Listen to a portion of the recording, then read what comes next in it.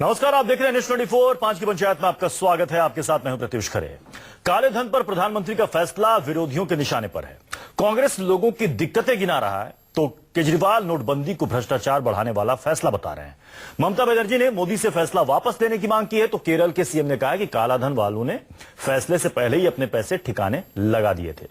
आम जनता एटीएम और बैंकों के बाहर लाइन लगाकर खड़ी है। चारों तरफ से विरोधियों के तीखे बयानों से घिरे मोदी ने आज एक बार फिर से काले धन पर कड़ा प्रहार किया। जापान से भारत लौटे प्रधानमंत्री नरेंद्र मोदी ने ब्लैक मनी वाले लोगों को एक बार फिर से घेरा। लोगों के बीच बोलते हुए प्रधानमंत्री ने कहा कि अब अगले टारगेट पर बेनामी संपत्ति वाले लोग होंगे और ऐलान किया कि काले धन को 50 दिन में दूर करने की पूरी कोशिश की जाएगी। 5 की पंचायत में आज हम यही सवाल उठा रहे हैं कि क्या मोदी 70 साल की गंदगी 17 महीने में दूर कर देंगे। आपको अपने पैनल से मिलवाएंगे, लेकिन उससे पहले सुनिए नोटबंदी पर लोगों का दर्द और प्रधानमंत्री का तल्खवार। सादरे से आए हम, वहाँ तो बुरा ही हाल है जमुना पार का। हम यहाँ आके थोड़ी राहत मिलेगी, यहाँ भी वही हाल बुरा है। घर के खर्चे तक के लिए तो पैसे नहीं है, बस बहुत ज्यादा दिक्कत हो रही है। मैं बदरपुर बॉर्डर से आया हूँ और 3 दिन से कंटिन्यू आ रहा हूँ मैडम। और शादी है घर के अंदर, बताइए कैसे 4-4 हजार रुपए में क्या करेंगे।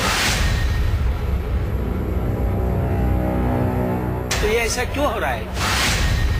ये गवर्नमेंट इतना परेशान कर रहा है, किसी तरह अपना पैसा लेने भी हाल है। किसी को तकलीफ होती है, मुझे भी होती है। ये मुद्दा मेरे अहंकार का नहीं है, ये 70 साल की बीमारी है और मुझे 17 महीने में मिटानी है। 50 दिन मेरी मदद करे, देश 50 दिन मेरी मदद करे। जोर से तालियों के साथ मेरी इस बात को स्वीकार कीजिए। तो आपने सुना प्रधानमंत्री ने क्या कुछ कहा। हमारे साथ मेहमान जुड़ चुके हैं, उन साहब का परिचय करा दूं। सैयद जाफर इस्लाम साहब हैं, स्पोक्स पर्सन है बीजेपी के। प्रेमचंद्र मिश्रा जी, स्पोक्स पर्सन कांग्रेस के। नितिन त्यागी, आम आदमी पार्टी के नेता और प्रवक्ता। सैयद जाफर इस्लाम साहब, प्रधानमंत्री कह रहे हैं कि 70 साल की गंदगी 17 महीने में दूर कर देंगे। 50 दिन का समय वो मांग रहा है कि 50 दिन दीजिए, अगर इसके बाद भी लोगों को दिक्कतें होंगी तो आप हमें जिस चौराहे पर खड़ा करके सजा दीजिएगा, उसके लिए हम तैयार हैं। सवाल है कि क्या 17 महीने में इतने 70 सालों की जो काली कमाई वाली गंदगी है, ये दूर हो जाएगी क्या?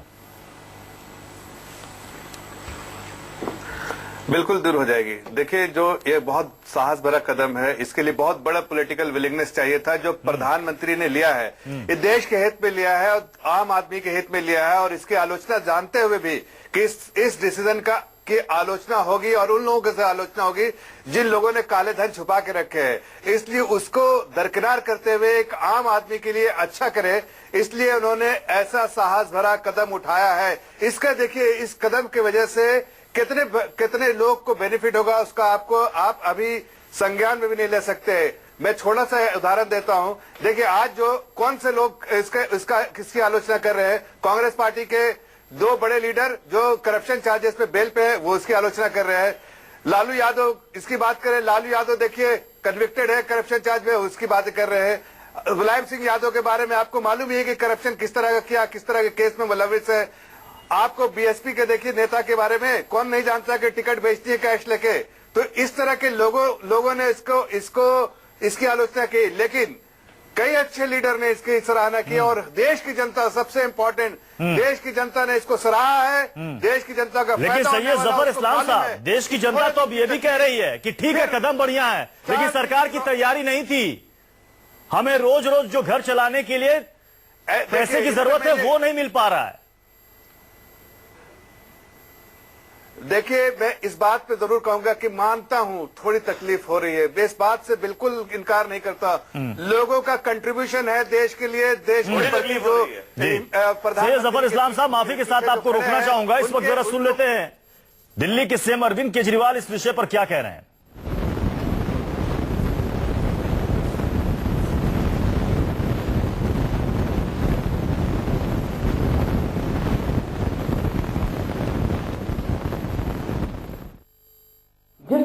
भाषा उन्होंने उन लोगों के लिए इस्तेमाल की जो लाइनों में खड़े हुए हैं। उन्होंने कहा कि जिन लोगों ने इस देश के अंदर बड़े बड़े घोटाले कर रखे, जिन्होंने 2G के घोटाले करे थे, जिन्होंने कोयले के घोटाले करे थे, वो लोग लाइनों में खड़े हुए हैं। प्रधानमंत्री जी थोड़ा सा जाके लाइनों में खड़े होकर देखिए और पता करिए कि लाइनों में खड़े कौन लोग हैं। जिन लोगों ने आत्महत्या कर ली वो 2G के कनीमोई और राजा थे। जो लोग लाइनों में किसान, छोटे छोटे लोग, गृहणियां खड़ी हुई हैं, वो उनको सुरेश कलमाडी नजर आते हैं। जिस तरह की उनकी बॉडी लैंग्वेज थी, जिस तरह से प्रधानमंत्री ने मजाक उड़ाया इस देश के लोगों का, जो आम लोग लाइनों के अंदर खड़े हुए हैं, हम प्रधानमंत्री जी से मांग करते हैं कि वो देश के लोगों से माफी मांगे। उन्होंने आज बार बार कहा कि 125 करोड़ लोग तो ईमानदार हैं, कुछ लाख लोग बेईमान हैं। तो उन कुछ लाख लोगों को क्यों नहीं पकड़ते? 125 करोड़ लोगों को क्यों दुखी कर रखा इन्होंने? सारे 125 करोड़ लोग तो लाइनों में लगे हुए हैं। सैयद जफर इस्लाम साहब, अरविंद केजरीवाल कह रहे हैं कि प्रधानमंत्री ने जो कुछ कहा उसके लिए वो देशवासियों से माफी मांगे। देखिए, अरविंद केजरीवाल जी का रिकॉर्ड बहुत साफ सुथरा है दिल्ली के जनता के सामने। उन्होंने बड़े बड़े वायदे किए और इस तरह के खासकर स्टंट करते हैं जिससे कि लोगों के जो उनसे वायदे किए थे नहीं पूरा करने पर जो उनकी आलोचना हो रही है उससे किसी तरह बच पाए। लेकिन देश की जनता जानती है कि काला धन बड़े बड़े लोग छुपा के रखे हुए हैं और इसमें आम आदमी बिल्कुल सदियों से सफर कर रहा है। लेकिन आज अगर आप एक गरीब आदमी से पूछिएगा तो उसके दिल में ये बात जरूर है कि थोड़े दिन की तकलीफ जरूर है, लेकिन वो जानता है कि प्रधानमंत्री के साथ वो खड़ा है, थोड़ा कठिनाई से झेलेगा, लेकिन साथ जगह प्रधानमंत्री का, इसलिए कि दो दिन के बाद, 4 दिन के बाद, 6 दिन के बाद अच्छे दिन आने वाले हैं। लेकिन 6 दिन के बाद नहीं, 50 दिन के बाद, पैसा जमा 50 दिन के बाद प्रधानमंत्री ने कहा कि 50 दिन तकलीफ में रहिए। 50 दिन उन्होंने 50 दिन कहा, तकलीफ में रहिए 50 दिन। मैं कह रहा हूँ कि मैं ये कह रहा हूँ कि हर दिन देखिए लाइन थोड़ी कम होती जा रही है। लोग लाइन पे जो खड़े हैं उनको पैसा मिलता है। नितिन त्यागी साहब मुस्कुरा रहे हैं, इस पर कुछ जवाब देना चाहते हैं इस बात को। नितिन त्यागी जी, नितिन त्यागी जी, लेकिन फायदा किसका है? आम आदमी का। एक सेकंड, नितिन त्यागी जी, थोड़ा सा ये बताना चाहूंगा जफर साहब को कि हो सकता है कि आपका आकलन थोड़ा सा जफर साहब थोड़ा सा गलत हो। लाइन डेली बेसिस पे बढ़ती चली जा रही है और अब तक तो एटीएम भी थोड़े से आपके चालू हुए हैं। इनिशियली जिस तरीके से प्रधानमंत्री जी ने 2 दिन के लिए कहा था तो लोगों ने माना था कि हाँ 2 दिन की परेशानी झेली जा सकती है, पर उसको अब 50 कर दिया, 50 दिन का 5 महीने या 5 साल हो जाएगा, इसका कुछ अंदाजा नहीं है। बहुत अच्छा ट्रैक रिकॉर्ड जो है अरे भाई दिल्ली की जनता आपसे झेल रही है। आप दिल्ली की जनता के बारे में फिक्र कीजिए जिसको इतने सारे वायदे करके आपने कुछ नहीं किया। मैं आपको जफर साहब मैं बीच में बोला नहीं कुछ भी, आप सुनिएगा पहले दिल्ली की सुनिएगा ध्यान से सुनिएगा जनता के बारे में जो पहले उसका ब्यौरा दीजिए आप। इस पे नहीं दिल्ली की जनता ध्यान से सुनेगा, लेकिन आप दिल्ली की जनता के बारे में ब्यौरा दीजिए। आपने जो वायदे किए क्या किया आपने? झूठे वायदे करके आप राज कर रहे हैं और इस तरह के पॉलिटिकल स्टंट कर रहे हैं। क्या किया आपने? सारे वादे पूरे कर रहे हैं। अरे आप जो वहाँ लोग खड़े हैं साहब, आपके पास कहने को कुछ नहीं है। जफर इस्लाम साहब, नितिन त्यागी जी, मुद्दे पर आइए, मुद्दे पर आइए। जफर साहब, 500,000 के नोट बंद होने से लोगों को जो दिक्कतें हो रही है, पीएम ने जो आज कहा, क्या उससे वो दिक्कत दूर हो जाएगी? करेगी आप पार्टी मुद्दे पर रहिए, दिक्कत के मुद्दे पर रहिए। जो दिक्कत हो रही है आज की तारीख में हालत ये है कि किसान के आप अपने हित में काम कर रहे हैं। किसान अपना किसान अपनी फसल नहीं बेच पा रहा है, कोई दवाई नहीं खरीद पा रहा है, कहीं शादी नहीं हो पा रही है। आप इन लोगों से काला धन एक्सपेक्ट करते हैं लेने का? जो 648 लोगों का नाम पहले आया था कि उनको विदेशों में उनके खाते हैं, जिनके नाम भी आ गए थे, उनके ऊपर क्या कार्रवाई की? पनामा में जिनके नाम आए थे उन पे तो कोई कार्रवाई नहीं करी। जिन लोग एक समय पे 2013 में दिसंबर में मोदी जी का बयान आया था कि देश का बच्चा जानता है किस पे काला धन है, उन पे क्या कार्रवाई आप लोगों ने करी? आज की तारीख में जो भी बड़ा आदमी है, प्रेमचंद साहब बात सुनिए, शांति से बात सुनिए। एक सेकंड, नितिन त्यागी, जफर इस्लाम साहब हमारे साथ। प्रेमचंद मिश्रा जी भी कांग्रेस से जुड़े हुए हैं। प्रेमचंद मिश्रा जी, प्रधानमंत्री ने कहा कि 2G कोयला घोटाले वाले भी 4000 के लिए आज की तारीख में लाइनों में लगे हैं। हमारी सरकार आई थी भ्रष्टाचार के खिलाफ, इससे पिछली जो सरकार थी उसमें हिम्मत नहीं थी इतने साहसिक फैसले लेने की। मैंने लिया, हमने लिया, और अब इसके लिए हमें जो सजा मिलेगी 50 दिन के बाद वो झेलने के लिए हम तैयार हैं, वो झेलने के लिए हम तैयार हैं। प्रेमचंद मिश्रा जी, यानी कि पिछली सरकार के पास इतनी हिम्मत नहीं थी। एक्चुअली प्रधानमंत्री जी के आज नहीं, उनको पता ही नहीं है कि पिछली सरकार ने भी ये निर्णय लिया था नोट बदलने का। उनको कुछ पता नहीं रहता है ना, वो कुछ भी बोलते हैं आम सभा में। मैं तो सिर्फ इतना जानना चाहता हूं कि आज जो प्रधानमंत्री जी का संबोधन है उसने कांग्रेस की उन आशंकाओं को प्रमाणित कर दिया कि बिना किसी तैयारी के ये सरकार ने इतना बड़ा फैसला ले लिया था। हम आरंभ से, राहुल गांधी जी ने, पूरी कांग्रेस पार्टी ने आरंभ से ये कहा कि हम इसके ऑब्जेक्टिव्स के साथ हैं। फेक करेंसी बढ़ा है, काले धन पर रोक लगना चाहिए, हम बिल्कुल इस गवर्नमेंट के साथ हैं। लेकिन आपने देश के करोड़ों लोगों को रोड पे लाके खड़ा कर दिया, जो अपने ही पैसे को बदलने के लिए, अपने ही 2-4 हजार रुपए लेने के लिए 5 घंटे 10 घंटे लाइन में खड़े हैं, और अब तक 17 लोगों की मौत हो चुकी है। इन मौत का जिम्मेदार कौन है? कितनी शादियां रुक गई, टूट गई, आगे बढ़ गई, लोगों को कठिनाइयां हो रही हैं। तो हम विपक्षी दल में हैं, तो हम लोगों की कठिनाइयों को सामने अगर लाते हैं तो उसमें इनको क्यों कठिनाइयां हो रही है? आपने कोई तैयारी नहीं की। आप वित्त मंत्री का बयान देखिए, उन्होंने कहा कि एटीएम को पूरे ढंग से ठीक करने में काला धन का काम जो है आपकी सरकार ये भी प्रमाण कर, यह भी प्रमाणित कर दिया कि आपकी तैयारी नहीं थी। अरे सुनो, प्रेमचंद मिश्रा जी, प्रेमचंद मिश्रा जी, काम अगर किसी सरकार ने किया है, प्रेमचंद मिश्रा जी, प्रधानमंत्री है। एक सेकंड, प्रेमचंद मिश्रा जी, फिर ऐसी स्थिति में होना क्या चाहिए? एक सेकंड, प्रेमचंद मिश्रा जी, एक छोटा सा सवाल, ऐसी स्थिति में होना क्या चाहिए? क्या 500 और 1000 रुपए का जो बैन लगाया है नोट पर सरकार को, उसको वापस ले लेना चाहिए? क्योंकि कई लोग यही मांग कर रहे हैं कि इसको वापस ले लीजिए तुरंत, इस फैसले को। या फिर होना यह चाहिए कि आप तुरंत व्यवस्था कीजिए ताकि बैंकों से और एटीएम से लोगों को पैसे मिलने लगे। प्रेमचंद मिश्रा जी, बिल्कुल कांग्रेस इस बात की पक्षधर है कि लोगों को सहूलियत मिलनी चाहिए। आपके बिना सोचे समझे निर्णय के चलते जो आज कठिनाइयां हो रही हैं, लोग जान तक दे रहे हैं, कि इसके लिए जवाबदेही तो तय होनी चाहिए। आप अभी भी सभी पार्टी के लोगों को बैठाइए, अपनी मशीनरी में जो गड़बड़ियां उसको ठीक करिए। आपका मैकेनिज्म उस लायक नहीं था, आपने जल्दीबाजी में फैसला ले लिया और करोड़ों करोड़ देशवासियों का अपने परेशानी के मुंह में ढकेल दिया है।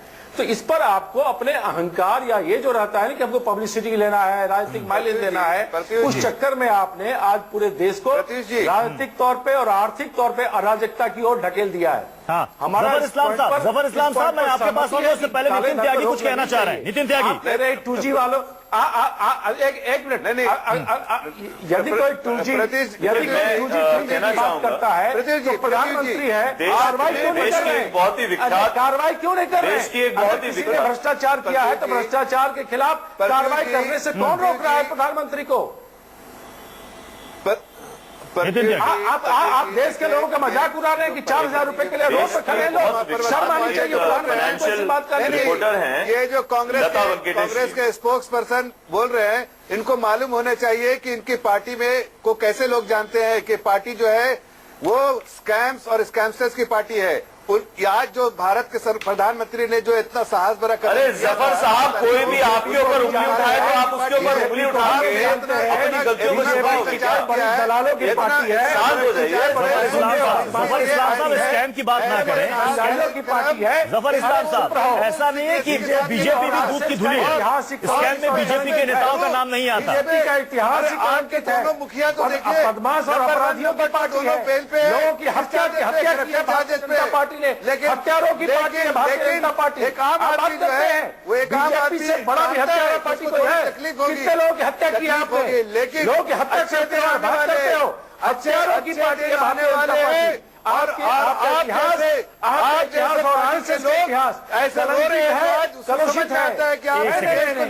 प्रेमचंद मिश्रा जी, जफर इस्लाम साहब, एक सेकंड, फिर दोबारा मैं आप लोगों के पास आऊंगा। नितिन त्यागी कुछ कहना चाह रहे हैं। नितिन त्यागी, जल्दी से अपनी बात रखिए। कठिनाई हम समझते हैं सर, इनको बोलिए थोड़ा मुद्दे पे रहते हैं।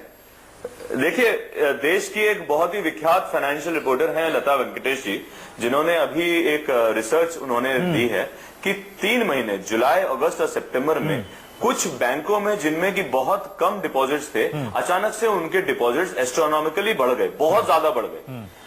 कहीं ऐसा तो नहीं कि कुछ औद्योगिक घरानों को, कुछ राजनीतिक लोगों को इसकी पहले से अंदेशा दे दिया गया था कि ऐसा कुछ होने वाला है? ये एक, और अभी अक्टूबर का आंकड़ा नहीं आया है, मैंने सिर्फ जुलाई, अगस्त और सितंबर बोला है।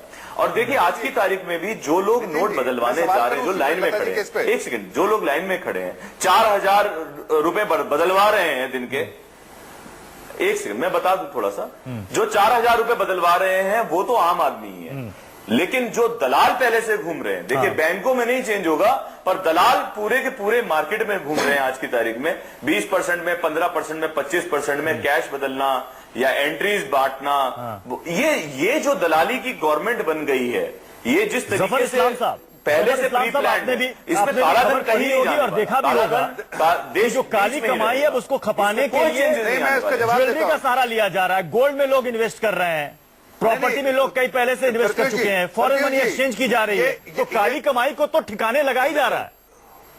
पर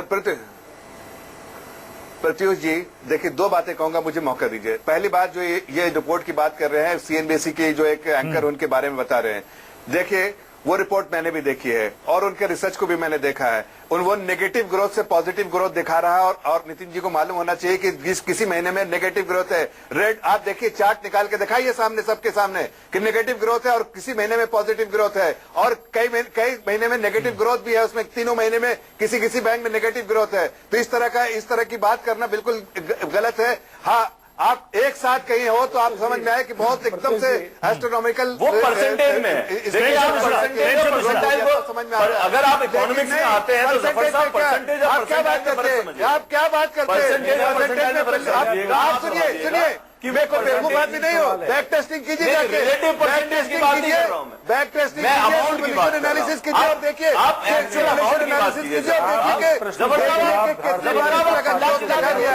आपको इस तरह के बेवकूफी बात करने से पहले रिपोर्ट पढ़कर रिपोर्ट समझने की समझदारी होनी चाहिए। दिख रही है एक बार नहीं, आपकी या तो आपको इकोनॉमिक्स समझ में नहीं आता, या तो फाइनेंशियल आपको समझ में नहीं आते। जफर साहब आपका होमवर्क पूरा नहीं है, आपका होमवर्क पूरा नहीं है, आप फाइनेंस को ठीक से समझिए, आप अकाउंट्स को ठीक से समझिए जफर साहब, तब आप बेहतर बोल पाएंगे। अभी आपका होमवर्क ठीक नहीं है, आपका पूरा नहीं है जफर साहब। आप जो कह रहे हैं ना, वो जफर साहब समझिए, आप बात आप समझिए बात को। इस तरह के ये देखिए, मोदी जी तो आज इमोशनल कार्ड खेल रहे थे, या